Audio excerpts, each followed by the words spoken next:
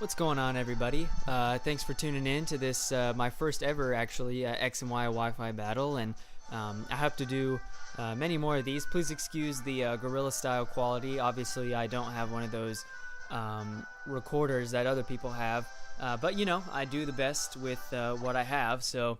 Anyway, let's go ahead and get started. Looking at his team, you know, there wasn't anything that I really deemed as a big threat. However, it was pretty interesting to see a Ditto on the team as well as a Mind Chow. I've actually haven't seen either one of these before, so I didn't really know what to expect, but he actually leads off with his Ditto, a shiny one in fact, which is pretty rare to see this early in the game's lifestyle, so that was pretty cool. But he goes ahead and his Imposter ability transforms him into my Greninja, and he wins the speed tie here, I assume, or I'm not sure how Ditto's transformation works, but either way, he goes first and goes for the Ice Beam, I guess assuming that maybe I would go first and go for the spikes. But of course, I get frozen. You know, that's just my luck, I guess. So I have to switch out, and I go ahead and switch into Florges, who is an absolute beast of a special defense wall. Very impressed with Florges, actually. I prefer it over Sylveon, but that's for another debate, I guess. So he goes for the spikes just to set something up, predicting that I switched out, I suppose. Which he got right, so that's good. And he goes for the U-turn, I guess, just to GTFO and switch out to something else. And my Florges stays in, takes it pretty well. Obviously, it's not very effective.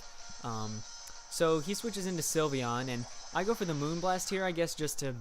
I wasn't really worried about anything he would send in, so I just did it just because. And it actually does a pretty hefty amount of damage, considering Sylveon resists it, as well as Sylveon also has pretty high special defense. So that was pretty interesting to see. So I wasn't really sure. I don't know what kind of set he was running here, what his EVs were invested in, but yeah, that did do quite a bit of damage. Anyway, so I go for the Aromatherapy here just to unthaw my Greninja, because I know anything the Sylveon does isn't going to really affect me too much. And he goes for the Reflect, so I assume he's running the dual screen set. I haven't run across any of these before, so this was also new to me. But I wasn't really afraid of it, and he's rocking Leftovers, so I know I don't really want to waste my time just keep trying to Moonblast this thing, because I assume it's rocking Wish too. So I go ahead and switch out to Scizor. I'm hoping that I can scare him out, and he goes for the Moonblast here. I'm not sure why. I don't really know. I guess he figured I was going to switch, but I don't know. I guess it's not really a big deal. So I get the special attack drop, of course, and it's not going to matter. No one ever runs anything special with Scizor, and he's going to switch out. I knew he was going to switch out, but I just totally forgot about Talonflame, so I went for the Sword Stance because I wasn't really afraid of anything he was going to send in. Because, of course, every Scizor rocks Bullet Punch. And he goes for the Tailwind here just so he can get that speed boost on him and his team. And Gale Wing's Talonflame is just an absolute monster. I mean, I don't really know what else to say about it. I mean, it's definitely really good. And I'm not sure why I am wasting my time here.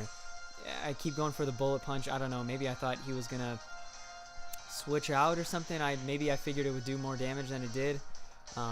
Which that's probably exactly what I was thinking. But anyway, as you can see, I'm basically just killing myself. He's got the Reflect up. He resists it. I pretty much sent this Scizor in here to die.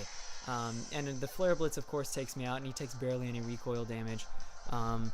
So as you can see, this Talonflame is causing a huge problem. Gale Wings is an incredible ability. It's definitely something that I'm definitely very glad to see more flying Pokemon, mostly the starter birds and stuff like that. The only good one is really Staraptor, and I guess Tailo has some good sets, or Swellow or whatever has some pretty good sets with Guts, among other things, and Facade. But anyway, it's good to see that they finally implemented a good one, especially with Gale Wing, so that's pretty good. So he switches into his Goodra here as I sent out my Blastoise, which I Mega Evolve. Mega Blastoise with, I forgot what the ability is called, but it boosts the power of your Pulse moves and Aura moves, and it's seriously an incredible asset to any team. This thing has won games for me, it has saved games for me, it's pretty awesome. But anyway, so he subs here with Goodra. The Leftovers there pretty much confirms that he's not rocking the Assault Vest set, which I have seen a couple of times. And I don't switch out here because I really want to break this sub, because I've had issues with switching out on subs and then people setting up on me. So I just want to get that sub out of the way. And this Toxic poses a threat because obviously this means I can't stay in here and stick around. So I basically, what I want to do here, this battle was a few days ago, so I don't remember what I do. I think I switch out here. Yeah, I do. So I switch out, I go into Florgus because I know obviously Dragon doesn't affect Fairy type. So I know that, you know, I can scare him out or something like that. So basically he switches out and he goes into his Ditto, which again transforms into my Florgus here. And again, I don't know how the transformation works. I don't know if it copies your stats exactly or what happens with the EVs and that kind of thing. But essentially, he goes for the Wish here. And I go for the Aromatherapy after this Wish to get rid of the Toxic on my Blastoise. And that's pretty good because that obviously comes in handy, and that's what Florgus is here to do. So that's pretty good. And basically, what we're going to do here is we're pretty much at a standstill here. We're not going to do any sort of damage to each other. So he switches out into his Talonflame.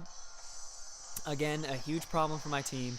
I go for the Moonblast, and it does a decent amount of damage, again, especially considering Talonflame resists it. So I was pretty surprised to see that.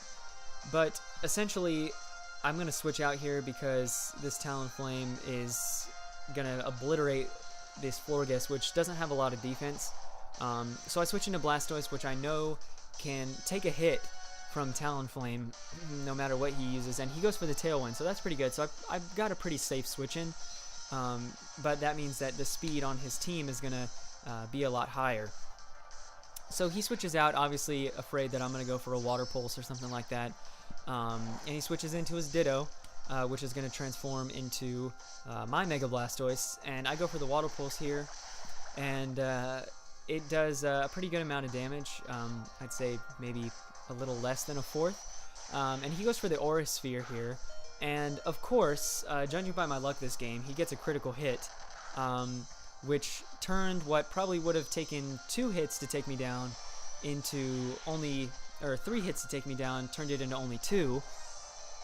So obviously that was a problem, and of course right as I die the Tailwind goes away, which means that I may or may not have been or we would have had a speed tie again. But I'm just going to revenge kill this thing, just going to Thunderbolt it, send it to the depths of hell. So that Ditto obviously was an issue. So he sends out his Talonflame, goes back out there, and I'm going to stay in because I want a safe switch into my Dragonite because it's got multi-scale. And, you know, I want some time to kind of set up. So he switches, or he stays in, of course, kills my Gengar. So down goes Gengar, and I'm going to send out my Dragonite here. And multi-scale is an absolutely phenomenal ability. I seriously love it. I mean, just like Mega Blastoise's bulk, I mean, this Dragonite has saved and won games for me many times. So I go for the Dragon Dance here, just trying to boost my speed and my attack, hopefully so that I can take it down in one hit. He goes for the Brave Bird, and because of multi-scale, this doesn't do as much damage as it would, but still quite a bit. But I do resist that pretty well considering how strong Brave Bird is and Stab. So that's pretty good too. And I went for the Earthquake because I thought he was going to switch out, but I'm an idiot and he doesn't, so it doesn't do anything. And he had gone for, I don't know why he went for the Tailwind again. I think he had just used it or something like that. But anyway, I take it down. Talonflame is gone. Talonflame is done. Thank God. No more of that. So I go for the Earthquake here on Sylveon, and he goes for the Shadow Ball. Now, I asked him afterwards why he did that, and he said he thought that I was going to switch out.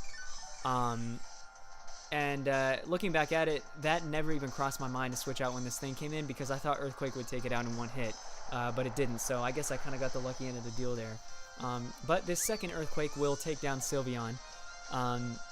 And right now my Dragonite is on a roll, just obliterating teams. And here comes the Mineshaw that I wasn't too sure about. And there goes the Mineshaw that I was kind of worried about. And I don't think that critical hit mattered, because Mineshaw isn't very defensive, but I don't know. I don't do the calculations and stuff like that, so who knows? Maybe it did matter. But anyway, he sends out his Bayonet, and he's going to Mega Evolve here. And Mega Bayonet is a physical beast, which is interesting for a ghost type. But anyway, he goes for the Shadow Sneak here. Now, Shadow Sneak is a pretty weak move, and seeing how slow that my health went down, I'm not 100% sure, but I think that critical hit may have mattered, but I don't know, maybe not. Dragonite wasn't faring too well either. So I sent out Greninja, but I don't know why, so I kind of panicked and switched back out to Florges.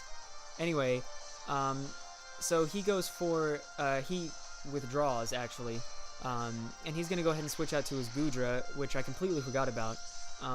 But I'm obviously not afraid of this thing because I can take it out with Moonblast, which I do here coming up.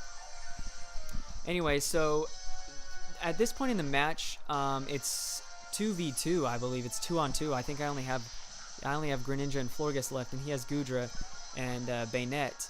And this Moonblast does not take him down, so that just shows you the absolute power of Goodra. The special defense on this thing is just out of this world. So he's going to Toxic me here.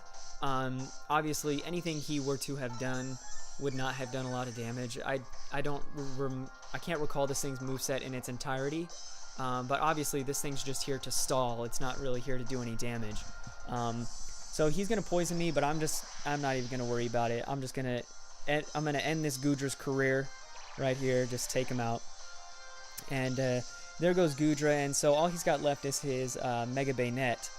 Now, Florges has pretty bad defenses, and Bayonet is an attack monster. So at this point in the game, he's got a full health Bayonet, and he goes for the Will-O-Wisp here. Now, I didn't ask him about that, but I don't know why he went for that. Maybe, I guess he thought I was going to go for the Aromatherapy, probably. But I didn't, so obviously that was pretty good on my part, just because I got a free turn in there. And at that point, that was the game changer. What was also the game changer was when his Talonflame went for the Tailwind instead of trying to take out my Dragonite. And at that point and this last point here, those were obviously pretty big. But anyway, this was a great match. One of my all-time favorites on X and Y. That was just absolutely epic. So thank you, Gilbert. Thank you for the battle. But anyway, thank you guys for joining, and I'll see you soon.